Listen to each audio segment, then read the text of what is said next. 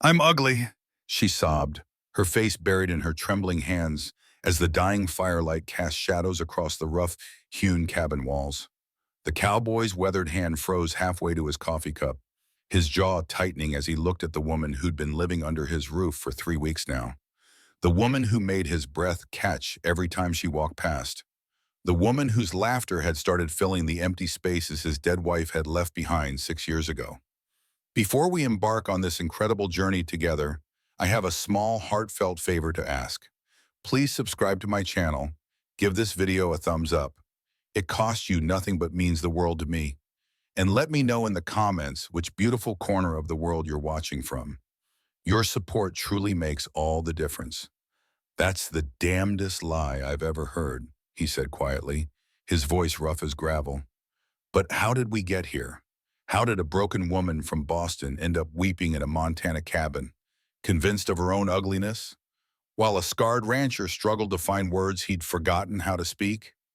Let me tell you a story about Eleanor Crawford and James Ridge Bridger, a story about two people who thought they were too damaged to deserve happiness, about wounds that ran deeper than any bullet could make, and about the kind of love that grows in the harshest soil. It started 3 weeks earlier when Eleanor stepped off the stagecoach in Salvation Creek with nothing but a carpet bag, a faded letter, and bruises hidden beneath her high collar. She traveled 2,000 miles to marry a man named Charles Whitmore, a prosperous merchant who'd promised her a new life through a mail-order bride advertisement. But when she arrived at the address in his letters, she found an abandoned storefront with broken windows and a for sale sign swinging in the Montana wind. No Charles Whitmore, no prosperous merchant, no new life, just another lie and a lifetime of lies she'd been told about her worth. Eleanor had stood on that dusty street corner as the sun began to set, watching the respectable women of Salvation Creek hurry past with averted eyes, their whispers cutting sharper than the November wind. A woman alone, without male protection, without family, without means, she might as well have been invisible. Or worse than invisible, dangerous, scandalous, ruined. That's when Ridge Bridger had ridden past on his massive roan stallion, his shadow falling across her like judgment itself. What nobody tells you about desperation is how it has a smell, like old fear mixed with the sour tang of pride dying slowly. Eleanor had smelled it on herself as she stood outside the Silver Spur Saloon that first night, watching Ridge Bridger's broad back disappear through the swinging doors. She'd recognized him immediately, even though they'd never met. Everyone in Salvation Creek knew Ridge Bridger, the rancher who lived alone in the mountains, who came to town once a month for supplies, who'd lost his young wife to cholera and his unborn child with her, who hadn't smiled in 6 years. She'd also heard the whispers, cold as January ice, hard as coffin nails. Don't waste your breath trying to befriend that one. But Eleanor was past the point of pride. She needed help, and the only other option she'd found was Buck Taylor, the saloon owner who'd offered her a room upstairs with a leer that made her skin crawl and an unspoken price she'd rather die than pay. So she'd waited in the November darkness, her thin eastern coat doing nothing against the Montana cold, until Ridge emerged 2 hours later. He'd walked right past her, his spurs jingling softly against the frozen ground. "Mr. Bridger?" Her voice had cracked from cold and fear. He'd stopped but hadn't turned around, just stood there, a tall shadow in the moonlight waiting. "I need work." The words tumbled out in a rush. "I can cook, clean, mend, garden. I'm educated. I taught school in Boston. I can read, write, do figures. I don't eat much, and I won't cause you trouble. I just need—" Her voice broke. "Please, I have nowhere else to go." The silence that followed had felt like drowning. When Ridge finally turned to look at her, his face was unreadable beneath the shadow of his hat brim. His eyes, though, pale gray in the lamplight spilling from the saloon, had studied her with an intensity that made her want to look away. But she'd lifted her chin instead, the way her mother had taught her before the yellow fever took her, before Eleanor's father started drinking, before her stepmother decided Eleanor was competition instead of family. "You that mail-order bride been standing outside Whitmore's empty store?" Ridge's voice was low, each word deliberate. "Yes, sir." Whitmore skipped town 3 months back. Owed money all over. You got swindled. I gathered that, sir. Something that might have been respect flickered in his eyes. You got family back east? No, sir. The lie came easily because the truth that her stepmother had sold her father's house and told Eleanor never to return was too shameful to speak aloud. Ridge had studied her for another long moment, and Eleanor had forced herself not to fidget under that scrutiny, even though her feet were going numb in her thin boots and her stomach hadn't had a proper meal in 3 days. I don't need help, he'd said finally. Her heart had plummeted. But my cabin's a mess, my meals are worse, and my socks got more holes than fabric. He'd turned toward where his horse stood tied at the hitching post. You can work off room and board. 3 months. After that, if you saved enough from selling eggs and butter in town, you can move on. If not, we'll figure something else out. Eleanor had almost collapsed with relief. Thank you, Mr. Bridger. I promise you won't regret. Don't make promises you can't keep. He'd swung up into his saddle with easy grace. And it's Ridge. Mister was my father, and he was a son of a bitch. He'd looked down at her. You ride? No, sir.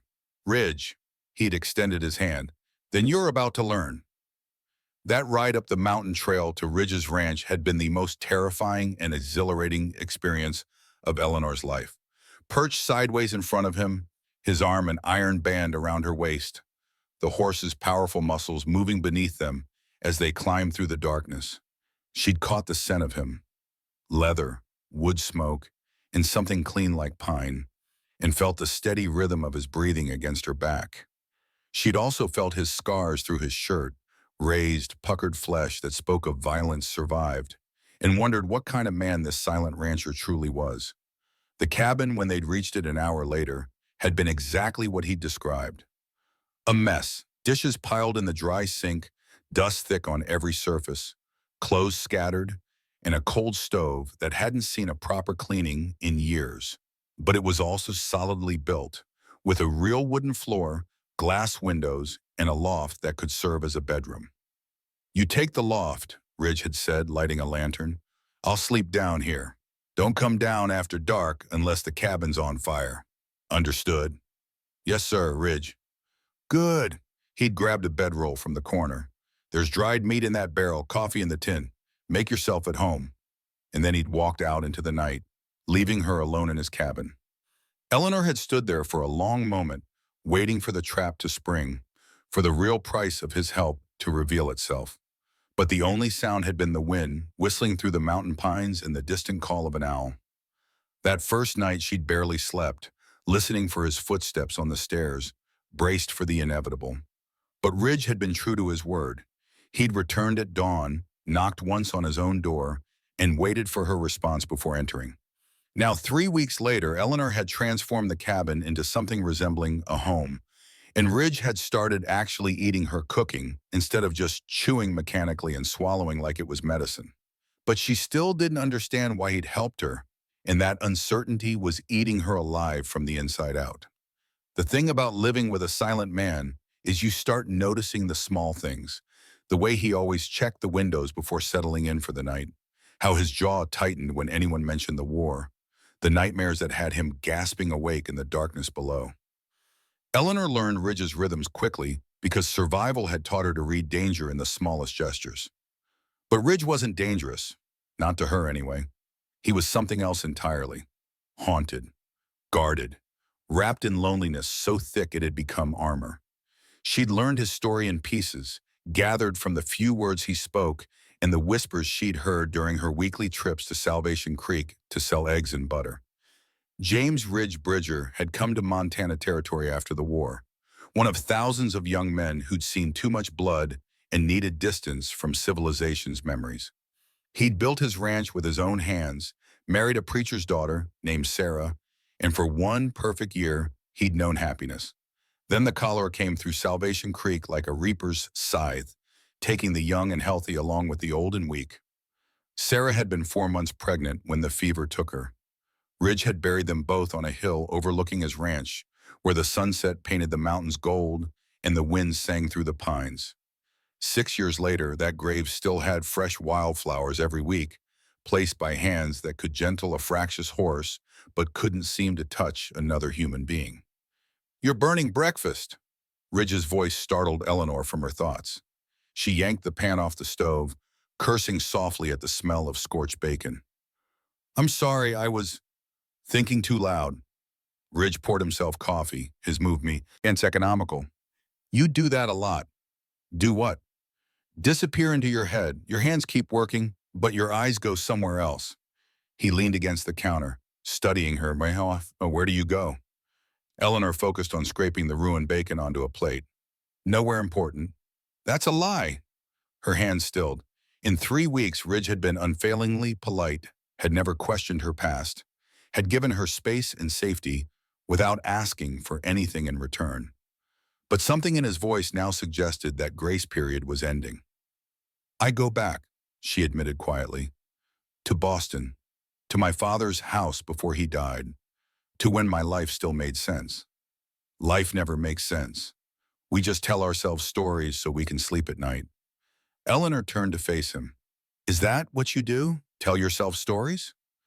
Ridge's eyes, that pale gray that reminded her of winter skies, met hers steadily.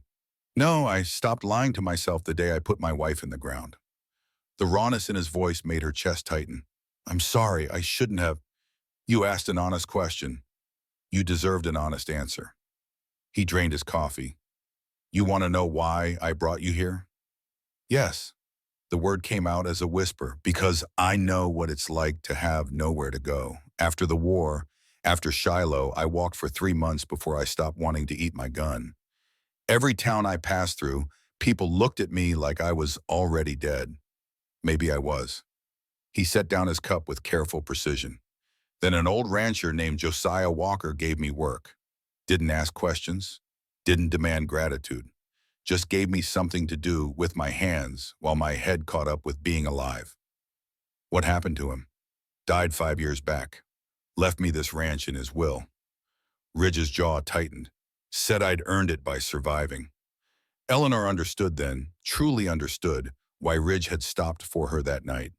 He wasn't being charitable. He was paying forward a debt that could never be repaid. "Thank you," she said softly.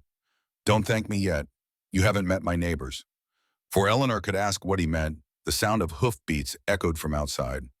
Ridge's entire body went tense, his hand dropping automatically to the gun at his hip, a gesture so practiced it was clearly instinct. "Stay inside," he ordered, already moving toward the door. But Eleanor followed him to the window, peering through the glass at the 3 riders approaching the cabin. Even from a distance, she could see they weren't friendly visitors. They rode with the casual arrogance of men accustomed to taking what they wanted, and the lead rider, a thick-set man with a cruel face and expensive clothes, looked at Ridge's cabin the way a wolf looks at a lamb. "Who is that?" Eleanor breathed. "Cyrus Dalton. Owns the Triple D ranch down in the valley. Been trying to buy my land for 3 years. Ridge's voice was flat. "I keep telling him no." "What does he want?" Ridge glanced at her, and something in his expression made her stomach drop. "Right now, he probably wants to see who's living in my cabin. Tomorrow," he turned back to the window, "he'll want you." And Eleanor realized with crystalline clarity that accepting Ridge's help had brought trouble to his doorstep. Trouble that wouldn't leave until it got what it came for. Money changes everything, especially in the Wild West, where law meant whoever had the most guns and the least conscience. Cyrus Dalton had both in abundance. Eleanor watched from behind the window as Ridge stepped onto his porch, his posture deceptively relaxed, his right hand resting casually near his holster. She'd learned enough about men and Valsians to recognize the language Ridge's body was speaking. "Come closer and find out what happens." Dalton reined his horse to a stop 20 feet from the cabin, flanked by 2 hired guns who looked like they enjoyed their work too much. His smile was all teeth and no warmth. "Ridger, heard you brought yourself a woman home. Thought I'd ride up and welcome her to the territory properly." "She's not receiving visitors?" Ridge's voice carried clear as a bell in the mountain air. "Now that's not very neighborly." Dalton dismounted with the ease of a man who'd never doubted his welcome anywhere. "I just want to make sure she's here of her own free will. A woman alone with a man like you, well, people talk. Let them." You see, that's your problem, Bridger. You don't care what people think, but this lady might. Dalton's eyes found Eleanor through the window, and his smile widened. Might want to know she's got options, that there's a respectable household down in the valley that would welcome a refined Eastern woman. A woman of education and quality shouldn't be living alone with a, he paused deliberately, hermit. Eleanor's fingernails bit into her palms. Every instinct screamed at her to stay hidden, to let Ridge handle this. But she'd spent too many years letting other people fight her battles, and it had landed her here 2,000 miles from home, with nothing but the clothes on her back and a carpet bag full of broken dreams. She opened the door before she could talk herself out of it. "Mr. Dalton, I presume?" She stepped onto the porch beside Ridge, whose entire body had gone rigid. "How kind of you to ride all this way. However, I must inform you that I am exactly where I choose to be." Dalton's eyes traveled over her with an appraiser's calculation, lingering on her worn dress, her work-roughened hands, the bruise on her wrist that hadn't quite faded. His smile shifted into something Eleanor recognized too well. Predatory interest masked as concern. "Ma'am, I'm sure Bridger here has been a perfect gentleman, but a woman of your obvious refinement shouldn't be doing manual labor. I have a large household that could use someone of your education. My children need tutoring. My home needs proper management, and you need someone to look respectable while you steal your neighbor's land," Ridge interrupted quietly. "Eleanor's not interested." "Eleanor," Dalton tested her name like he was tasting wine. "Beautiful name for a beautiful woman, though I must say you were looking a bit peaked. Is Bridger feeding you properly?" The deliberate slight made Ridge's jaw clench, but Eleanor spoke before he could. "Mr. Bridger has been extraordinarily generous, more than I had any right to expect from a stranger." She met Dalton's eyes directly. "And I am not available for alternative employment. Good day." She turned to go back inside, but Dalton's voice stopped her. "You might want to ask your generous host about his wife, about how she died alone while he was off drinking in town, about how everyone knows he left her to burn up with fever while he—" Ridge moved so fast, Eleanor barely saw it. One moment he was standing beside her, the next he had Dalton by his expensive collar, their faces inches apart. "Say another word about Sarah, and I'll break your jaw." Ridge's voice was soft as silk and deadly as poison. "Then I'll break the jaw of every man who rides with you. Then I'll ride down to your ranch and break your son's jaw for good measure. Am I making myself clear?" Dalton's hired guns had their hands on their weapons, but Ridge didn't even glance at them. His eyes, those winter sky eyes, were locked on Dalton with the kind of cold fury that comes from grief, refined into rage. "You're making a mistake, Bridger." Dalton's voice was strangled, but his eyes held malice. "That woman won't stay. They never do. And when she leaves, you'll still be alone up here, and I'll still want your land. Think about which future you prefer." Ridge released him with a shove that sent Dalton stumbling backward. "Get off my property." Dalton straightened his collar, his face flushed with humiliation. He looked at Eleanor one more time, and what she saw in his expression made her blood run cold. Determination mixed with entitlement, the look of a man who'd decided she was his, whether she agreed or not. "I'll be seeing you, Eleanor. Count on it." Then he swung back onto his horse, and the three riders thundered down the mountain trail in a cloud of dust. Eleanor stood frozen on the porch, her heart hammering, as Ridge leaned against the railing with his back to her. His hands were shaking, just barely, but enough for her to notice. "Ridge, go inside, Eleanor. What he said about your wife, Gungu, inside." His voice cracked on the last word. So she did, because she understood that some wounds needed privacy to bleed. But as she watched through the window, as Ridge stood alone on his porch, staring at something she couldn't see, Eleanor made a decision. Whatever battle was coming, and it was coming, as sure as winter follows fall, she wouldn't run from it, and she wouldn't let Ridge fight it alone. Silence after violence is its own kind of wound. And for 2 days after Dalton's visit, Ridge wore his like armor. He spoke only when necessary. Past the salt, going to check the fence line, storm coming, and avoided Eleanor's eyes entirely. He worked from dawn until long after dark, repairing things that didn't need repairing, riding out to check cattle that were perfectly fine, finding any excuse to be anywhere she wasn't. Eleanor understood avoidance. She'd practiced it herself after her father died, after her stepmother's cruelties had taught her that invisibility was safer than presence. But understanding didn't make it hurt less to watch Ridge retreat into the cold silence he'd lived in before she arrived. On the third morning, she'd had enough. Ridge was cinching his saddle when she marched into the barn, carrying a basket covered with a checkered cloth.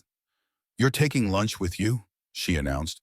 "Don't need—" "I didn't ask what you need. I said you're taking lunch." She thrust the basket at him. "And I'm coming with you." Ridge's hands stilled on the leather. "Eleanor, you've been avoiding me for 3 days. Either I did something wrong, in which case you need to tell me so I can fix it or leave, or you're punishing yourself for something that isn't your fault. Which is it?" His jaw worked silently for a moment, then quietly. "I brought trouble to you. Dalton wouldn't have known you existed if you hadn't saved my life." Eleanor stepped closer. "Ridge, trouble found me the day I got off that stagecoach. Actually, trouble found me years before that. You didn't create it. You just gave me a fighting chance to survive it. Dalton won't stop. I know. He'll try to take you. One way or another, he'll let him try." The steel in her voice surprised them both. "I've survived worse than Cyrus Dalton." Ridge finally looked at her directly, really looked at her, and something in his expression shifted. "What happened to you back east?" Eleanor hadn't planned to tell him. Shame was a powerful silencer. But standing there in the barn's golden lamplight, with Ridge watching her like she was a puzzle he desperately wanted to solve, the words came tumbling out. "My father was a professor. Classics, ancient languages. After my mother died, he remarried quickly. Too quickly. Martha seemed kind at first, but after the wedding she changed." Eleanor traced a knot in the wooden fence rail. "She had a son from her first marriage. Henry. He was attentive. Too attentive. When I complained to my father, Martha convinced him I was being hysterical, ungrateful, dramatic." Ridge's expression had gone very still. "After my father died, drank himself to death, really, though we called it heart failure, Martha sold the house. She told me I could stay if I married Henry. When I refused, she threw me out with nothing." Eleanor forced herself to meet Ridge's eyes. "That's when I saw the mail-order bride advertisement.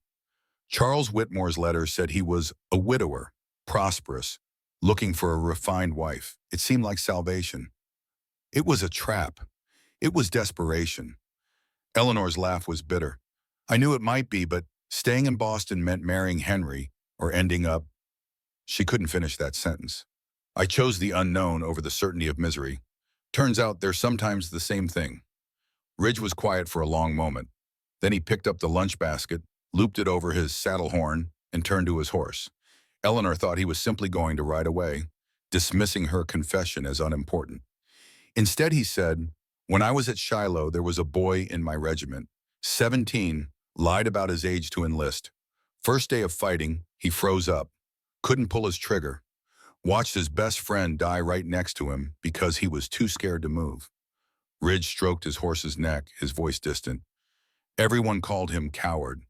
Said he should have been court-martialed. But I saw his face that day. It wasn't cowardice. It was his mind breaking under something it was never meant to handle." He glanced at Eleanor. "Sometimes surviving means freezing. Sometimes it means running. Sometimes it means making choices that look like weakness to people who've never been in that particular hell." Eleanor's throat tightened. "What happened to the boy?" "He survived the war. Went home. Last I heard, he was teaching school in Ohio, married with kids, living a good life." Ridge's eyes held hers. "People thought he was broken. Turns out he was just smart enough to know when to retreat so he could fight another day." The message was clear. You're not weak for running. You're not broken for surviving however you could. "Thank you," Eleanor whispered. Ridge swung up into his saddle, then extended his hand. "You still want to come with me?" Eleanor took his hand, rough, scarred, surprisingly gentle, and let him pull her up behind him.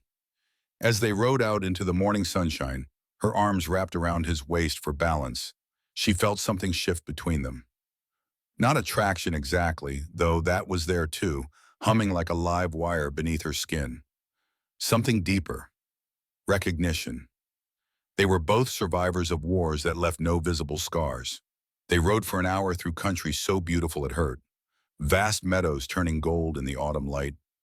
Mountains rising like cathedral walls against an impossibly blue sky. The air crisp and clean and smelling of pine and possibility. Ridge showed her the boundaries of his ranch, pointed out where the spring-fed creek never froze even in January, explained his plans for expanding the herd next year. When they stopped for lunch beside a waterfall that fell in silver ribbons down black rocks, Eleanor unpacked the basket while Ridge tended to his horse. She'd made fried chicken, fresh bread, apple butter, and the last of the wild blackberry preserves she'd discovered in his root cellar.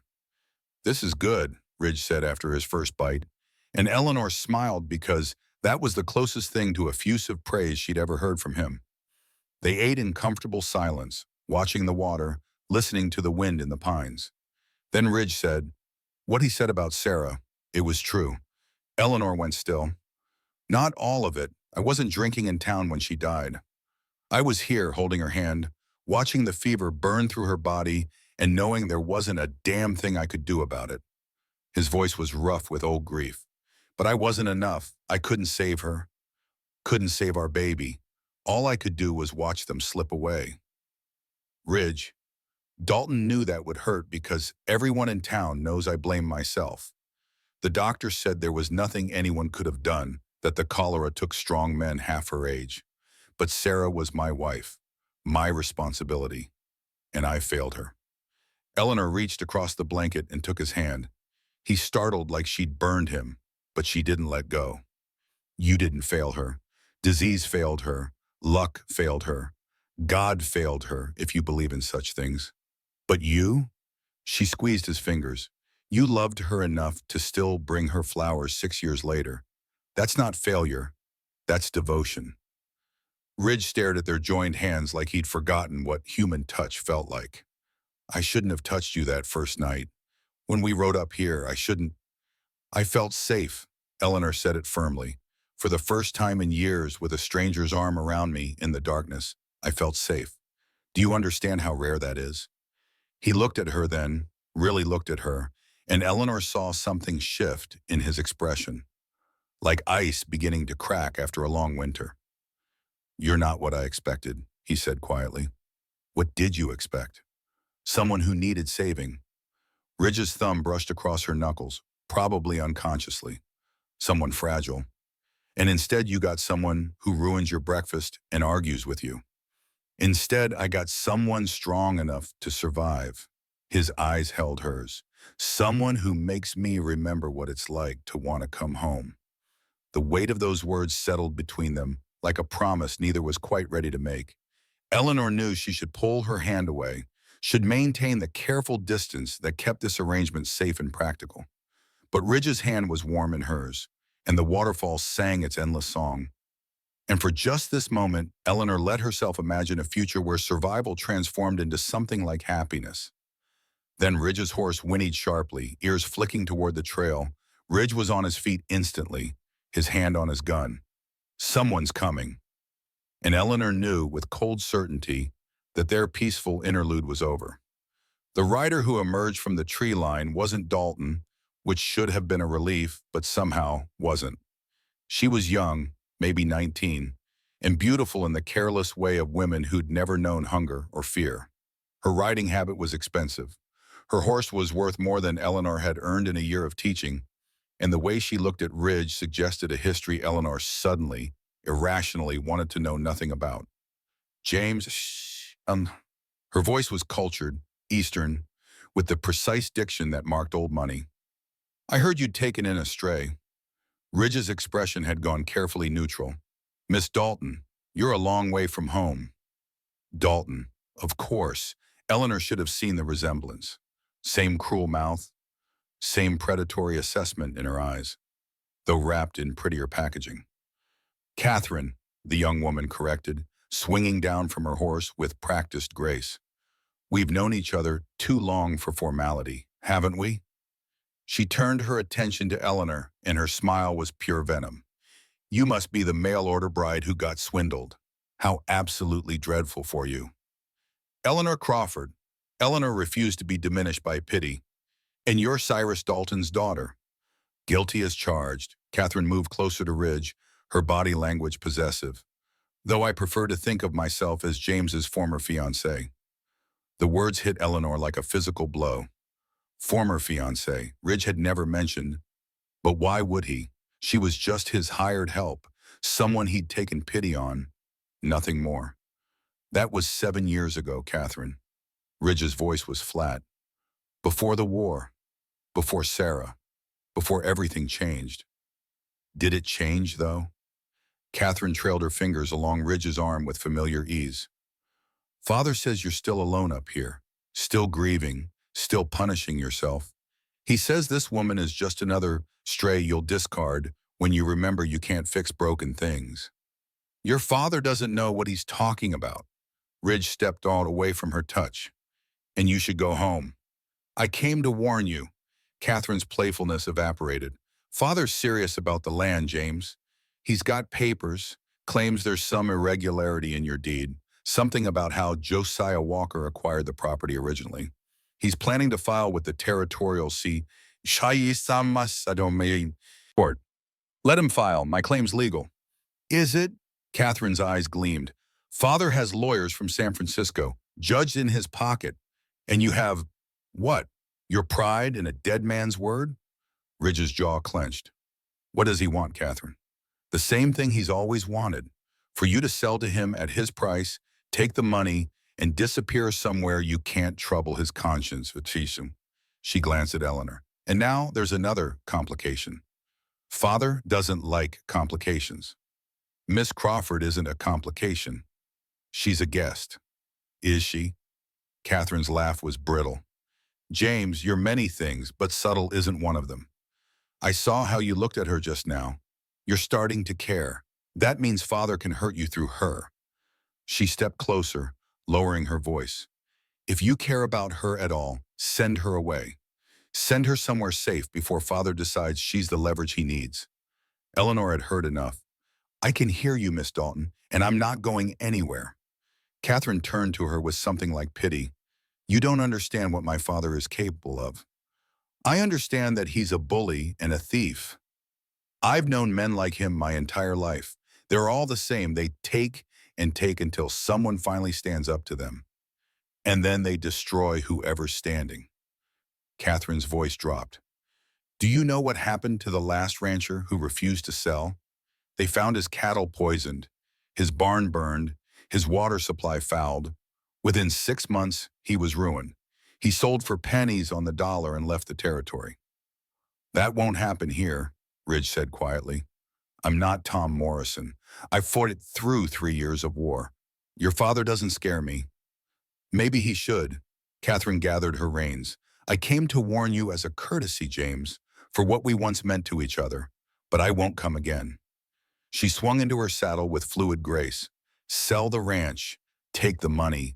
Find somewhere you can actually be happy instead of haunting this mountain like a ghost. She wheeled her horse and galloped away, leaving them in tense silence. Eleanor waited until the hoofbeats faded before speaking. Former fiancé? Ridge exhaled slowly. It was a long time ago. 7 years isn't that long. It is when you have lived the life I have. He started packing up their lunch. Catherine and I grew up together. Her father and mine were business partners before my father died. Everyone expected we'd marry. Hell, I expected it too. What happened? The war happened. I enlisted, went east, and Sarah happened. When I came back, I was married and Catherine was furious. Ridge's voice was distant. She got over it eventually. Married some railroad man, divorced him a year later, came back here. Now she's her father's most effective weapon. Beautiful, smart, and absolutely ruthless when it serves Dalton interests. She still has feelings for you. She has feelings for the idea of me, the man I was before Shiloh, before Sarah, before I learned what it costs to love people. That man doesn't exist anymore. Eleanor understood that. She didn't exist anymore either. the naive teacher who'd believed in fairy tale rescues and happy endings. That woman had died somewhere on the journey west, replaced by someone harder, warier, and maybe finally strong enough to survive. "What are we going to do about Dalton's legal claim?" she asked. "We?" Ridge looked at her. "Eleanor, this isn't your fight." "Yes, it is. He came to your property because of me. He's escalating because he thinks you have something to lose now." She met his eyes steadily. "Whether you intended to or not, you made me part of this when you offered me shelter." Ridge was quiet for a long moment. Then, "Josiah Walker's deed is in my safe. We need to get it examined by someone who knows territorial law, someone who's not in Dalton's pocket. Do you know anyone like that?" "Maybe. Judge Harlan in Silver Falls, 2 days' ride north. He's honest, which makes him rare in these parts."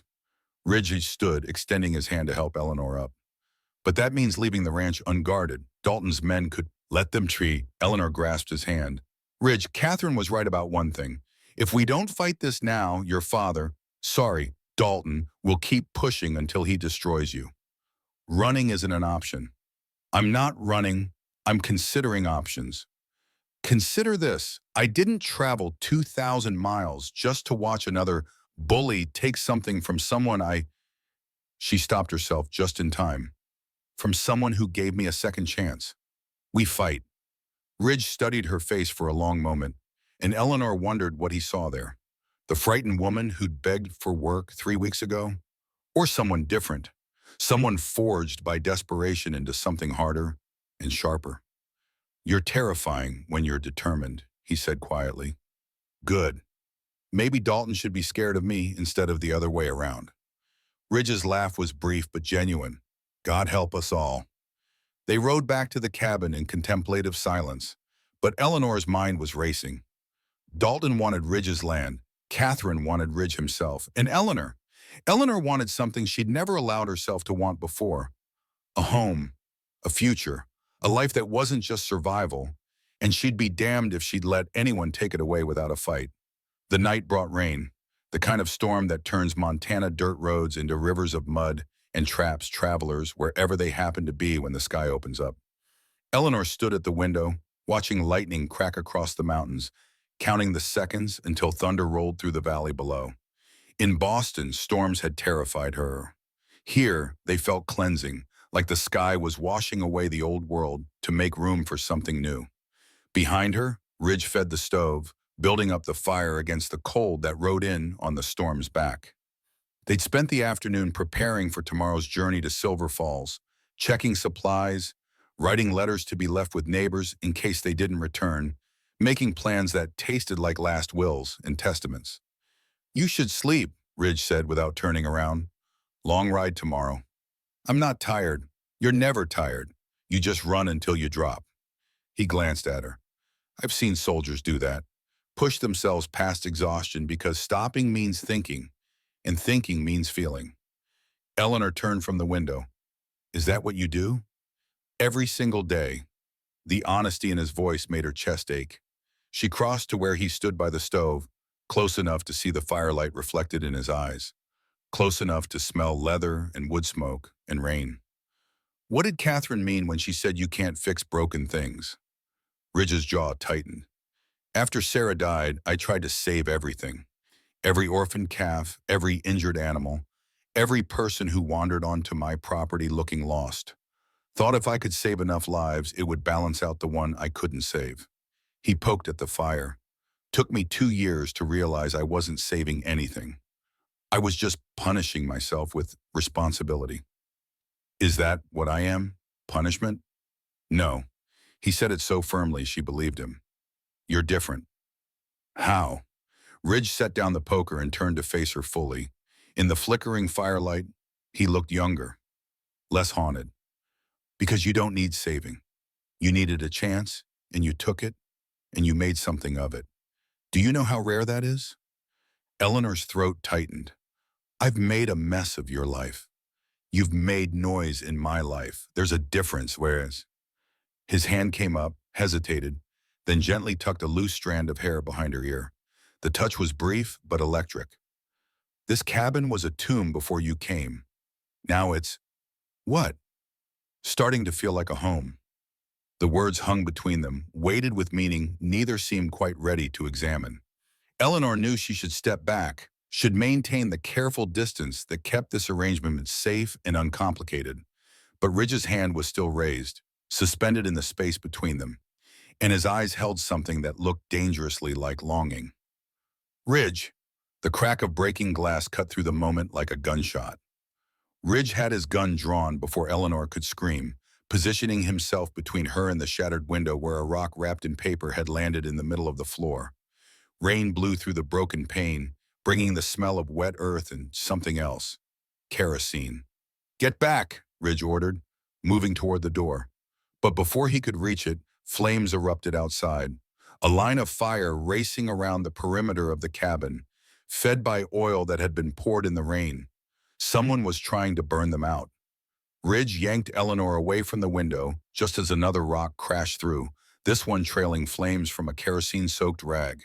It hit the wooden floor, and the fire caught immediately, racing across the oil-treated boards with terrifying speed. "Loft!" Ridge shouted. "Out the back window!" But the stairs were already burning. The oil had been spread inside too, poured through cracks in the floorboards while they'd been distracted by their conversation. Someone had been watching, waiting for exactly the right moment. "There's no time!" Eleanor grabbed the water bucket from the sink, threw it on the nearest flames. It did nothing except create steam and smoke that filled the cabin like poison. Ridge was already throwing open his safe, pulling out papers, shoving them inside his shirt. Then he grabbed the bedroll, soaked it in the remaining water from the rain barrel, and wrapped it around Eleanor's shoulders. "When I say run, you run straight through that door and don't look back. Understand?" "What about you?" "I'll be right behind you." His eyes were fierce. "Eleanor, I need you to trust me." She did. God help her, she did. Ridge kicked open his door. The fire outside had created a wall of flame, but there was a gap, narrow, barely wide enough for a person to fit through. Ridge shoved her toward it. "Now!" Eleanor ran. The heat was incredible, scorching even through the wet bedroll. She felt her hair singe, smelled burning fabric, heard Ridge's boots thundering behind her. Then she was through, stumbling into the rain-soaked yard, gasping for air that didn't taste like smoke. Ridge burst through a moment later, his shirt speedering, his face black with soot. He grabbed her hand, and they ran, away from the cabin, into the storm, toward the barn, where the horses were already screaming in terror.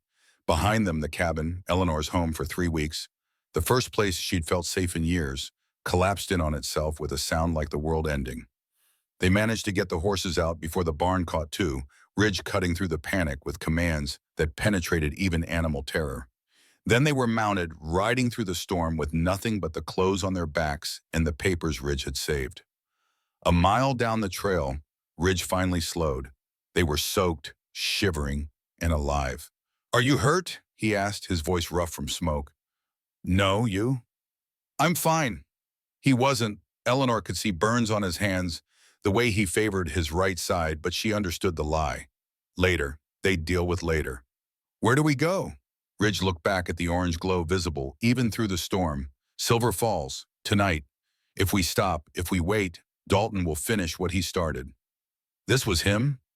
Who else? Ridge's voice was bitter. "Catherine warned us, and we didn't listen." But Eleanor had heard something in his voice, a note of uncertainty that didn't fit. "You don't think it was Dalton?" Ridge was quiet for a long moment, rain streaming down his face. "The men who work for Dalton are bullies and thieves, but they're not killers, not like this. This was..." He shook his head. This felt personal. And Eleanor realized what he wasn't saying. Someone wanted them dead.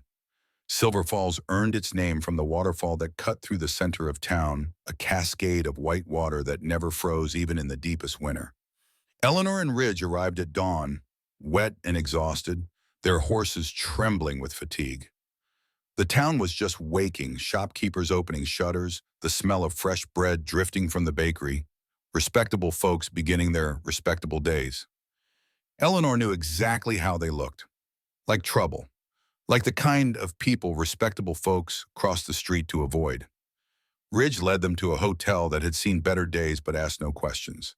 The clerk took one look at their smoke-stained clothes and burned hands and simply handed over a key.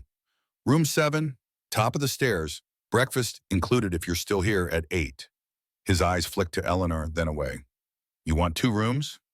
One's fine, Ridge said before Eleanor could respond. At her startled look, he added quietly, can't protect you if you were on a different floor. You take the bed, I'll take the floor. In the room, small, clean, with a real mattress and actual curtains, Eleanor finally allowed herself to shake. Everything they'd built in 3 weeks, gone. The cabin, her clothes, the small collection of books Ridge had let her read, the kitchen she'd organized, the garden she'd started planning for spring. Sit down before you fall down. Ridge guided her to the bed, then knelt to examine her feet. Her boots had melted in places, the leather charred. Christ, Eleanor, your feet are fine. They weren't, but pain was relative. What about your hands? I've had worse. He stood, moved to the wash basin, winced as he plunged his burned hands into the water. We need to see Judge Harlan today. Show him the deed, tell him what happened. He'll know what to do. And if he can't help, then we figure out Plan B. What's Plan B? Ridge met her eyes in the mirror above the wash basin. I sell to Dalton and use the money to send you somewhere safe. Somewhere he can't reach you. Absolutely not. Eleanor. No. She stood, ignoring the protest from her blistered feet. I'm not leaving. I'm not running again. And I'm certainly not letting you sacrifice everything because you feel responsible for me. I am responsible for you. Why? The question came out sharper than she intended. Because you offered me work? Because I've been living in your cabin? Or because... She stopped herself. Because what? Because you make me feel safe. Because when you look at me, I don't feel invisible. Because somewhere in the last 3 weeks, I stopped thinking of this as temporary and started thinking of it as home. But she couldn't say any of that, not when their future was burning away as surely as the cabin had. Because it's the right thing to do, she finished lamely. Ridge crossed to her, and Eleanor's breath caught at the intensity in his eyes. I'm responsible for you because the thought of anything happening to you makes me want to burn down Dalton's entire ranch. Because you're the first thing I've wanted to protect in 6 years that isn't a memorial to my guilt. Because... He stopped, jaw clenching. Because what? Eleanor whispered. Because I think I'm falling in love with you, and it terrifies me. The words hung in the air like lightning about to strike. Eleanor's heart hammered against her ribs so hard she thought it might break through. That's not fair, she said unsteadily. What's not fair? Telling me that now when we're exhausted and hurting and everything's falling apart, when I can't trust myself to know if what I feel is real or just... She gestured helplessly. Gratitude, desperation, relief at not being alone. Ridge's expression shuddered. You're right, I shouldn't have. I didn't say I don't feel it too. Eleanor forced herself to meet his eyes. I said it's not fair, because if I let myself love you, Ridge Bridger, and something happens to you because of me, I won't survive it. I've lost too much already. I can't. He kissed her. It wasn't gentle. It wasn't patient. It was desperate and fierce and tasted like smoke and rain and promises neither of them was ready to make. Eleanor's hands fisted in his shirt, pulling him closer even as her mind screamed that this was a mistake, that caring this much would destroy them both. When they finally broke apart, both breathing hard, Ridge rested his forehead against hers. I'm not going to die, he said quietly. Neither are you. We're going to figure this out, and then we're going to rebuild. And then... A knock on the door interrupted him. Ridge tensed immediately, his hand going to his gun. Mr. Bridger? An unfamiliar voice. Judge Harlan sent me, said you needed to see him urgently. Ridge and Eleanor exchanged glances. How did the judge already know they were here? Ridge opened the door carefully, gun hidden but ready. A young clerk stood in the hallway looking nervous. Begging your pardon, sir, but the judge heard about the fire. News travels fast in these parts. He wanted me to bring you to his office soon as you arrived. The clerk's eyes darted to Eleanor. Both of you, if you please. 20 minutes later, they sat in Judge Harlan's office, while the old man examined the deed to Ridge's property with eyes that had seen too many legal battles to be impressed by forgeries. Judge Harlan was everything Eleanor had hoped, white-haired, sharp-eyed, with a reputation for fairness that had survived 30 years on the frontier. If anyone could help them, it was this man. "Deed's legitimate," Harlan said finally. "Josiah Walker's claim was filed properly, taxes paid, all documented. Dalton doesn't have a legal leg to stand on." Relief flooded through Eleanor. "So Ridge keeps his land?" "Should, yes, but should and will are different things out here, Miss Crawford." Harlan set down the deed. "Dalton's already filed papers claiming irregularities. He's got 3 lawyers from San Francisco who'll argue that Walker's original claim overlapped with a prior settler's disputed territory. It's horseshit, but it'll tie up the courts for months, maybe years." "I don't have years," Ridge said flatly. "My cabin's gone, my livestock are scattered, and someone's trying to kill me." "About that," Harlan steepled his fingers. "I've got reports of other fires in the territory, small ranchers, independent claims, all in properties Dalton wants. The territorial marshal is investigating, but marshals investigate slow and evidence burns fast." "What can we do?" Eleanor asked. Harlan looked at her with something like respect. "Survive long enough for justice to work, which means you need somewhere safe to stay while we sort this mess out legally." He pulled out a piece of paper, wrote an address. "My sister runs a boarding house on the edge of town. She'll give you rooms, no questions asked, and her husband was a Pinkerton man before he retired. Dalton's people won't try anything there." Ridge took the paper. "Thank you, Judge." "Don't thank me yet. Thank me when you're still alive and still own your land." Harlan's expression darkened. "One more thing. Catherine Dalton was here this morning, asking questions about you two. Wanted to know if you'd filed any legal papers, made any claims that might affect her father's interest." Eleanor's stomach dropped. "What did you tell her?" "Nothing, because I don't trust Daltons further than I can throw them. But she's not going to stop asking." He looked between them. "You two need to watch yourselves. Whatever's happening with Cyrus Dalton and that land, it's bigger than a simple property dispute. Something doesn't add up." And standing there in the judge's office, with Ridge's hand finding hers under the table, Eleanor realized they'd stumbled into something far more dangerous than a land grab. They'd phoned and something someone was willing to kill to protect. The boarding house was painted yellow with white trim and had flower boxes that would be beautiful in spring, the kind of place that promised safety and normalcy. Ridge hated it on sight. "Too many windows," he muttered as they approached. "Too many entrances. Can't defend it." "You're not defending it," Eleanor said firmly. "We're staying here as paying guests while Judge Harlan sorts out the legal problems. That's all." "That's naive. That's hope." She stopped on the porch steps facing him. "Ridge, if we treat every moment like a battle, we've already lost. We need to remember what we're fighting for, a chance at a normal life. And normal people don't sleep with guns drawn in boarding houses run by retired Pinkertons. Normal people don't have Daltons trying to kill them." Eleanor couldn't argue with that. Mrs. Harlan, the judge's sister, turned out to be a formidable woman in her 60s with kind eyes and hands that looked like they could throttle a man if necessary. She took one look at their burned clothes and exhausted faces and ushered them inside without questions. "2 rooms," she said firmly. "End of the hall, adjoining door between them. $3 a week, meals included. House rules. No firearms at the dinner table, no fighting, no fornication." She paused meaningfully. "And no lying to me about why you're here. My brother already told me the situation." Ridge pulled out his wallet, one of the few things he'd saved from the fire. "We'll take them."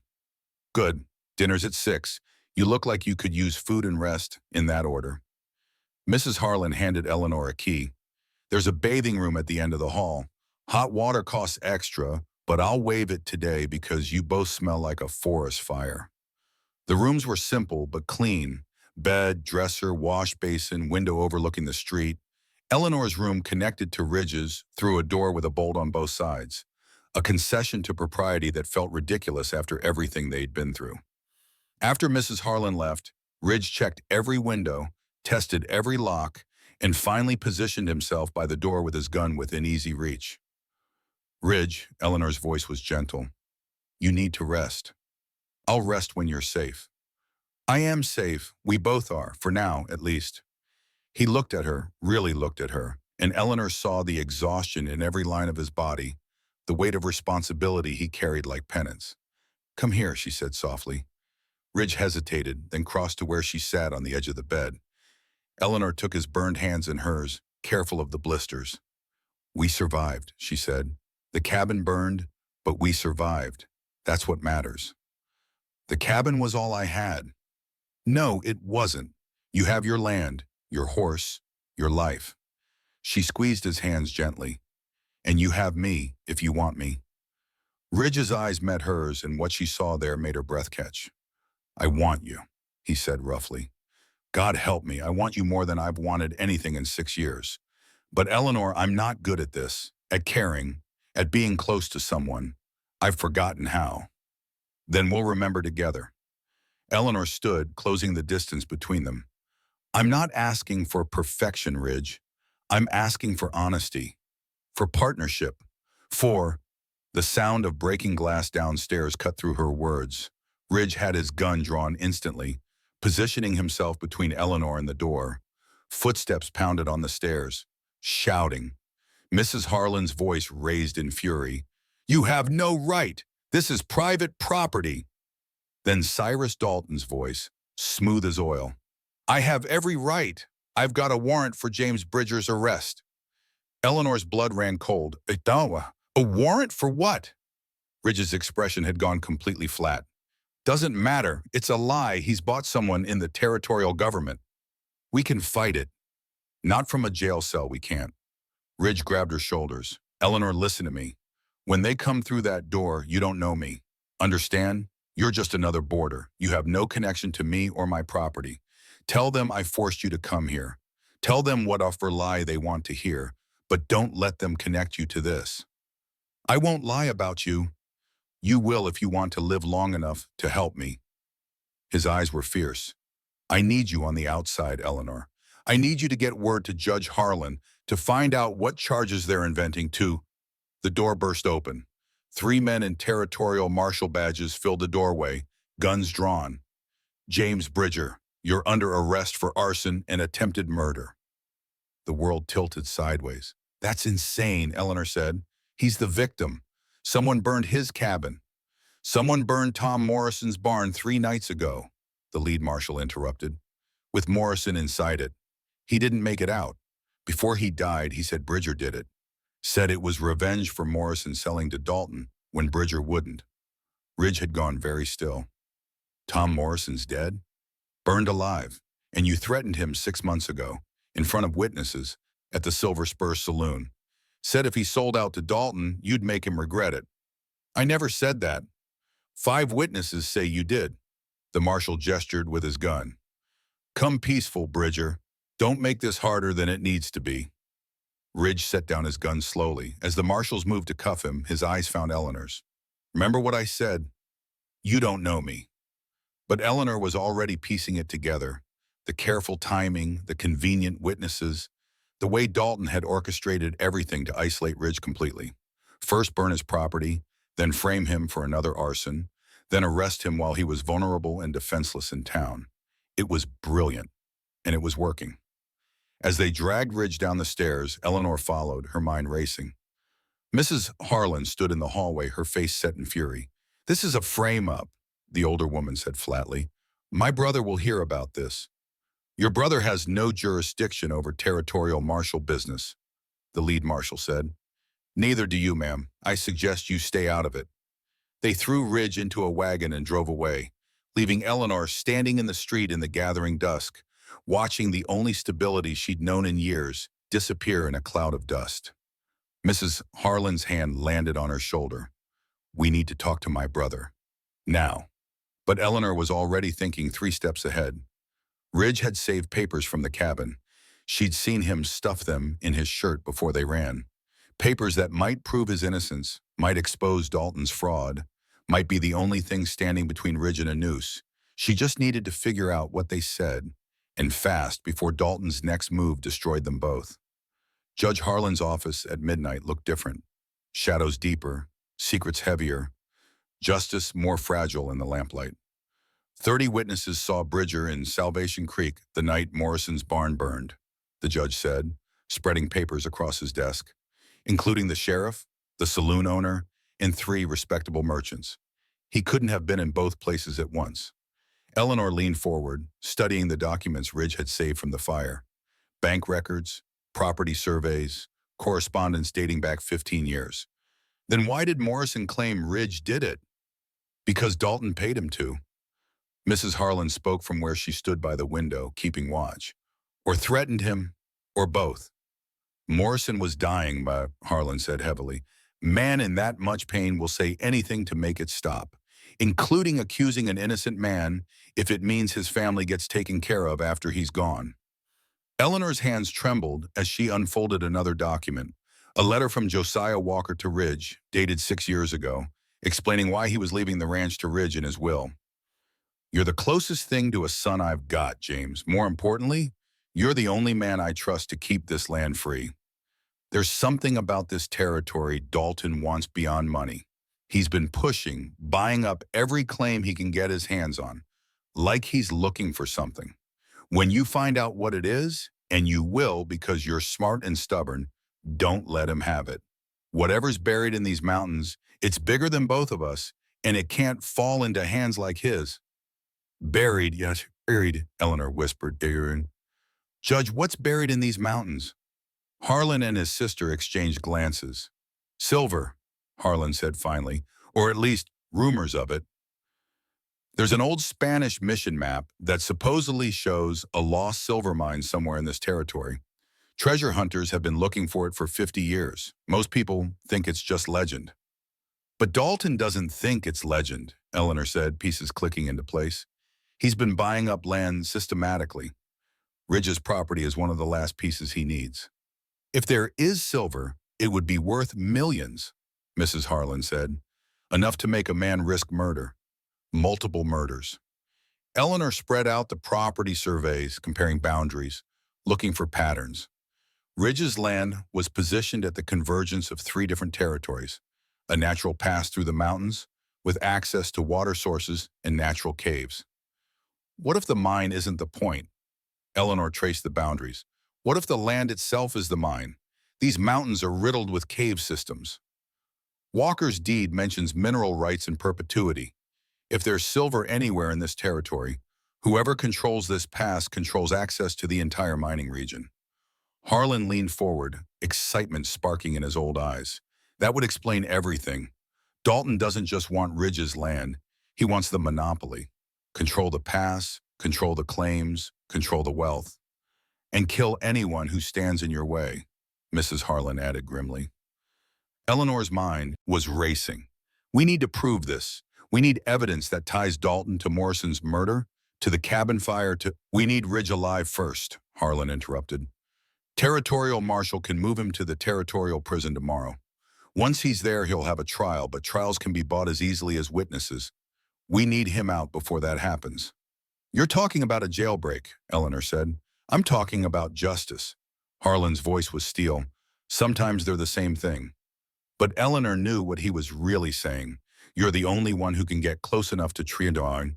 An hour later, she stood outside the territorial marshal's office with a basket of food and her best frightened woman expression.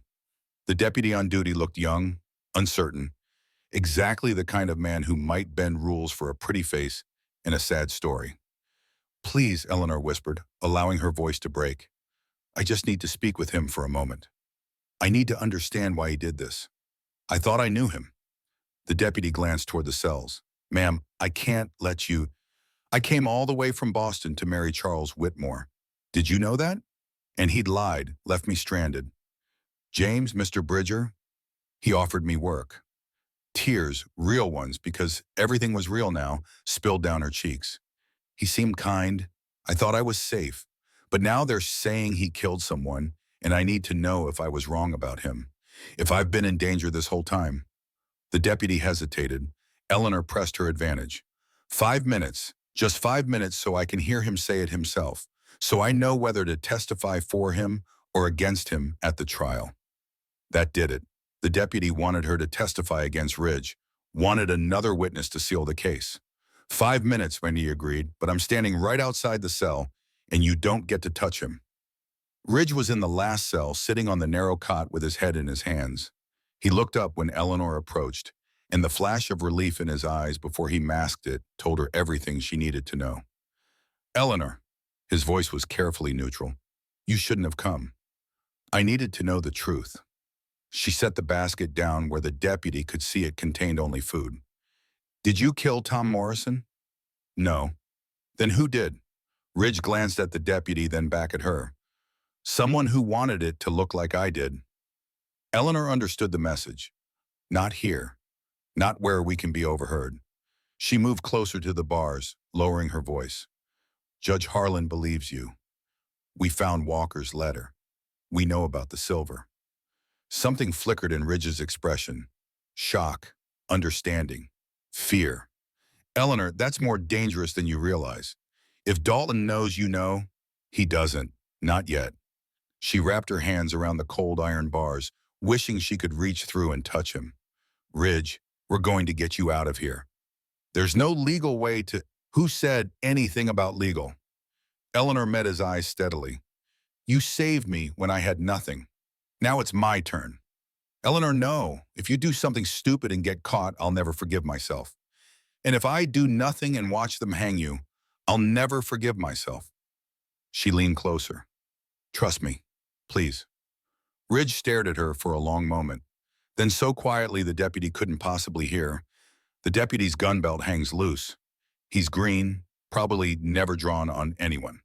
If someone created a distraction at the front desk... Time's up, the deputy called. Say your goodbyes, ma'am. Eleanor didn't look away from Ridge. I'm not saying goodbye.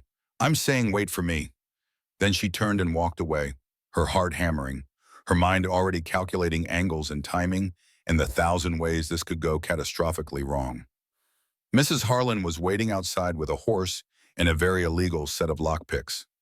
You sure about this, girl? The older woman asked. Eleanor thought about the cabin burning, about Ridge's hands burned from saving papers instead of himself, about the way he'd kissed her like she was worth protecting, worth saving, worth loving. I've never been more sure of anything in my life. And as the clock struck 2 in the morning, Eleanor Crawford, former teacher, failed mail-order bride, and newly minted outlaw, prepared to steal back the only future she'd ever truly wanted.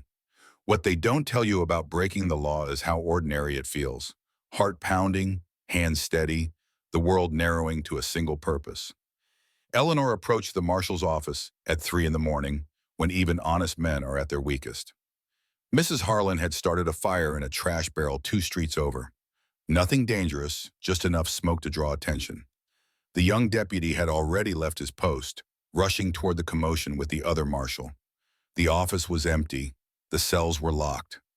Ridge stood when he saw her, disbelief and hope warring on his face. Eleanor, what? Quiet! Her hands were shaking as she worked the lockpicks Mrs. Harlan had taught her to use an hour ago. I'm either rescuing you or committing the stupidest crime of my life. Haven't decided which yet. The lock clicked open. Ridge stepped out of the cell, and for one heartbeat, they just stared at each other. Then Eleanor was in his arms, and his mouth was on hers, and nothing else mattered except the fact that he was alive and free and hers. We need to go, she whispered against his lips. Judge Harlan has horses waiting at the north edge of town. He's also prepared papers claiming you escaped on your own. I was never here. Like hell. Ridge grabbed her hand. You're coming with me. Ridge, if I disappear too, they'll know I helped. I don't care. I'm not leaving you here for Dalton to hurt. His eyes were fierce. Eleanor, you just committed a federal crime for me. We're in this together now, all the way. There was no time to argue. They ran through the back alleys of Silver Falls, past the boarding house where Eleanor's few possessions still sat in her rented room, toward the edge of town where Judge Harlan waited with horses and supplies. Godspeed, the old judge said, pressing a saddlebag into Ridge's hands. There's money, food, and ammunition. Head for the territorial line. I've got friends in Wyoming who'll hide you until this blows over. What about you? Eleanor asked. When they realize you helped, they can't prove anything. I'm just an old man who failed to secure his horses properly. Harlan's smile was grim. Besides, I've wanted to bring down Cyrus Dalton for 20 years. Consider this my retirement present to myself. They rode hard through what remained of the night, putting distance between themselves and Silver Falls. As dawn broke over the mountains, painting the peaks gold and rose, Ridge finally slowed the horses. They were at the boundary of his land, what remained of it. The burned ruins of his cabin were visible in the distance, a black scar against the green valley. I should burn it all, Ridge said quietly. Every acre. Make sure Dalton can't profit from what he's stolen. Or we could take it back, Eleanor said. Ridge looked at her like she'd lost her mind. We're fugitives now. How exactly do you propose we— Walker's papers, the ones you saved, they prove your claim is legitimate. More than that, they prove Dalton's been systematically defrauding other landowners. Eleanor pulled the documents from her saddlebag. Judge Harlan made copies. He's filing them with the territorial governor today, with evidence of fraud, conspiracy, in Morrison's murder. We can't prove Morrison's murder. Actually, we can. Mrs. Harlan's voice came from behind them. Eleanor spun. The older woman sat on a horse looking entirely too pleased with herself. Took you long enough to notice I was following you. What are you doing here? Ridge demanded. Bringing you evidence. Mrs. Harlan dismounted, pulling papers from her coat. My husband might be retired, but he's still got friends among the Pinkertons. They've been investigating Dalton for months. Turns out our Mr. Dalton has left a trail of convenient deaths and mysterious fires across 3 territories. The Pinkertons just needed one case they could prove. Morrison borrowed them, Eleanor breathed. Morrison's daughter was paid $500 3 days ago. Large sum for a ranch hand's daughter. The bank kept records. My husband traced the money back to a dummy account controlled by Dalton's lawyers. Mrs. Harlan's smile was sharp. The Pinkertons are arresting Dalton this morning. By noon, there'll be warrants out for his men, investigations opened into every property claim, and territorial marshals with actual integrity taking over the case. Ridge stared at her. You knew this before we broke me out? Of course I did. Did you think I'd let some girl barely out of her teens commit a federal crime without good reason? Mrs. Harlan laughed. We needed to get you somewhere safe while the legal machinery caught up. A jailbreak seemed faster than filing the paperwork. Besides, she winked at Eleanor, the girl needed to prove to herself she was strong enough to save you. Seemed cruel to rob her of that. Eleanor didn't know whether to laugh or cry. You manipulated us. I gave you a push in the direction you were already heading. Mrs. Harlan mounted her horse. Now you two have about 6 hours before the marshals figure out which direction you ran. I suggest you use that time to find somewhere comfortable to hide while Harlan finishes destroying Dalton's empire. There's a line cabin about 10 miles north. Josiah Walker built it as a hunting lodge. No one's used it in years. She rode away, leaving them standing in the dawn light, exhausted and confused and suddenly improbably safe. Ridge turned to Eleanor. Did that just happen? Think we got outmaneuvered by a 60-year-old woman and her retirement Pinkerton husband, Eleanor said slowly. And I'm not even mad about it. Ridge started laughing. Deep, genuine laughter that sounded like something breaking free after 6 years of captivity. Eleanor joined him, and soon they were both gasping for breath, holding each other up, giddy with relief and exhaustion and the sheer impossibility of their survival. When the laughter finally faded, Ridge cupped Eleanor's face in his scarred hands. I love you, he said simply, in case that wasn't clear before. It was clear, Eleanor whispered, but it's nice to hear it without imminent death in the background.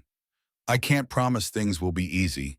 My cabin's gone, my land's tied up in legal battles, and we're technically still wanted for jailbreak. Ridge, Eleanor pressed her finger to his lips. You're a rancher with nothing to ranch. I'm a former teacher turned outlaw. We're perfect for each other. He kissed her again, slower this time, like they finally had all the time in the world. And maybe they did. Maybe this was the beginning instead of the end. Come on, Ridge said, taking her hand. Let's go find Walker's cabin. We've got 6 hours of freedom, and I intend to spend them making plans for our future. What kind of plans? Ridge's smile was the first truly happy expression she'd seen on his face. The kind that involved rebuilding everything bigger and better than before. The kind that involved you and me, legally married, making our own damn rules. Is that a proposal? That's a statement of intent. The proposal comes later when I'm not covered in soot and wanted by the territorial marshals. Eleanor laughed and followed him toward the mountains, toward the cabin, toward whatever future they could build from the ashes of what had burned. And for the first time since leaving Boston, she felt something stronger than fear or hope. She felt like herself, strong, capable, and absolutely certain she was exactly where she belonged. 6 months later, Eleanor stood on the porch of their new cabin, built on the same foundation as the old one, but larger, stronger, better, and watched Ridge ride up the valley trail with their first herd of cattle. Cyrus Dalton was in prison, awaiting trial for fraud, conspiracy, and accessory to murder. Catherine had fled to San Francisco. The territorial court had not only validated Ridge's claim, but awarded him compensation for damages and legal fees. They'd been married on Christmas Eve by Judge Harlan, with Mrs. Harlan as witness and half the town in attendance, including the same deputy Eleanor had tricked into letting her near Ridge's cell, who'd good-naturedly admitted he'd known something was wrong, but couldn't quite prove it. The cabin was filled with Eleanor's touches now. Curtains on the windows, books on shelves Ridge had built, a kitchen garden starting to push up green shoots in the spring sunshine. Upstairs in the loft, she'd insisted they build larger this time. There was a cradle waiting, hand-carved by Ridge during the long winter nights, ready for the baby Eleanor had discovered she was carrying 2 weeks ago. She hadn't told him yet, was waiting for the right moment to watch his face transform from surprise to joy, the way it did now when he saw her waiting on the porch. Ridge dismounted, tied his horse, and climbed the steps to pull her into his arms. He smelled like leather and spring grass and home. "How was town?" Eleanor asked. "Good. Sold the cattle at a fair price. Ran into Mrs. Harlan. She sends her love and an invitation to dinner next week." Ridge kissed her forehead. "Also, the new marshal wanted me to know the charges against us were officially dropped. Seems breaking out of jail is legal if you're actually innocent." "That's convenient." "That's Judge Harlan rewriting history to make himself look good." Ridge smiled. "I'm not complaining." They stood together in the afternoon sunlight, looking out at the land that had nearly cost them everything and had given them everything worth having. "Ridge," Eleanor said softly, "I need to tell you something." He tensed slightly, old fears never quite gone. "What's wrong?" "Nothing's wrong." She took his hand and placed it on her still flat stomach. "Everything's exactly right." Understanding dawned slowly, then all at once. Ridge's eyes went wide, his hand pressing gently against where their child grew, and when he looked at her, Eleanor saw everything she'd never dared hope for. Love, awe, and the absolute certainty that they'd fought for something real. "Are you sure?" His voice was rough with emotion. "Very sure. The doctor confirmed it yesterday." Ridge dropped to his knees, wrapping his arms around her waist, pressing his face against her stomach like he could already feel their baby's heartbeat. Eleanor ran her fingers through his hair and felt him shaking. Not with fear this time, but with overwhelming happiness. "I never thought—" He couldn't finish. "Neither did I," Eleanor whispered. "But here we are." They stayed like that for a long moment, the rancher and the woman who'd traveled 2,000 miles to find nothing and had found everything instead. Later, over dinner, they made plans, spanning the herd, hiring hands for the busy season, building a schoolhouse in Salvation Creek where Eleanor could teach part-time once the baby was old enough. Ridge wanted to honor Josiah Walker by naming their son after him, if they had a son. Eleanor wanted to plant a garden by Sarah's grave, a small peace offering to the woman whose death had nearly broken the man she loved. As twilight fell and they sat together on their porch, watching the stars appear one by one over the Montana mountains, Eleanor thought about the woman who'd stepped off that stagecoach 6 months ago, desperate, frightened, convinced she was ugly and worthless because that's what she'd been told her entire life. Ridge had looked at that woman and seen someone worth saving, worth loving, worth building a future with. "I'm glad I met you," Eleanor said softly. Ridge pulled her closer, even though it almost got us both killed. "Especially because of that." She tilted her face to his.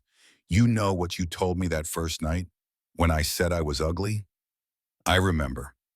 Say it again. Ridge smiled, the full, genuine smile he reserved just for her, and repeated the words that had changed everything. You're the most beautiful woman alive. And Eleanor believed him. The end. If you enjoyed this story of love forged in fire and tested by trials, please subscribe to the channel, hit that like button, and share your thoughts in the comments below. Every subscribe and like helps me continue bringing you these incredible tales of Wild West romance and adventure. Thank you for watching, and until next time, may your own journey lead you to unexpected love and lasting happiness.